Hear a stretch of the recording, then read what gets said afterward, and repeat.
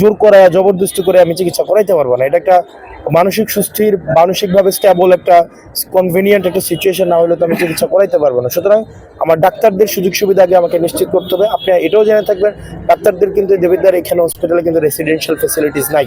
তাহলে residential facilities ডাক্তারদের নাই, তাকে আমি থাকার ব্যবস্থা দিচ্ছি না, চিকিৎসার যথাযথ ব্যবস্থা দিচ্ছি না, এখন তাকে আমি চাপাই দিলেও তো হবে না।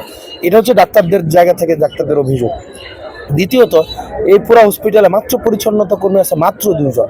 মানে এই পুরা হসপিটালে আপনি যে কিছুক্ষণ আগে বললেন যে হসপিটাল অপরিষ্কার থাকে, হসপিটাল এটা থেকে সেটা থেকে, আমরা বাইরে থেকে দেখে, কিন্তু হসপিটালে পরিচ্ছন্নতা কর্মী 2 জন দিয়ে একটা বাসায় 3 জন মানুষ থাকলেও 2 জন কিন্তু দেখা যায় হেল্পিং হ্যান্ড থাকে।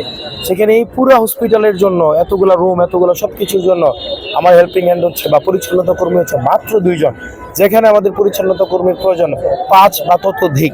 সেই জায়গা থেকে এই পরিচ্ছন্নতা কর্মী কিভাবে বৃদ্ধি করা যায় পৌরসভার সাথে কথা বলে আমরা সেই বিষয়টি নিয়ে আজকে কথা বলেছি। তৃতীয়ত হচ্ছে রুগীদের জায়গা থেকে যে যে অভিযোগগুলো এসছে সেগুলো হচ্ছে ডাক্তাররা যথেষ্ট সময়ে তারা চেম্বারে আসেন না। অর্থাৎ তাদেরকে 8টা থেকে 2টা পর্যন্ত থাকার কথা, তারা 8টা থেকে 2টা পর্যন্ত থাকেন না, না থেকে তারা হচ্ছে প্রাইভেট হসপিটালে রুগী দেখেন, তারা হচ্ছে সরকারি হসপিটালেই তারা আলাদা ফি নিয়ে রুগী দেখেন। এই অভিযোগগুলো এসছেন। এখন আমরা তাদেরকে এটা নিশ্চিত করেছি আমরা আপনাদের পেশাগত জায়গাটা আমরা দেখব, একই সাথে আপনারা রুগীদের তাদের জায়গাটা আপনাদেরকে দেখতে হবে।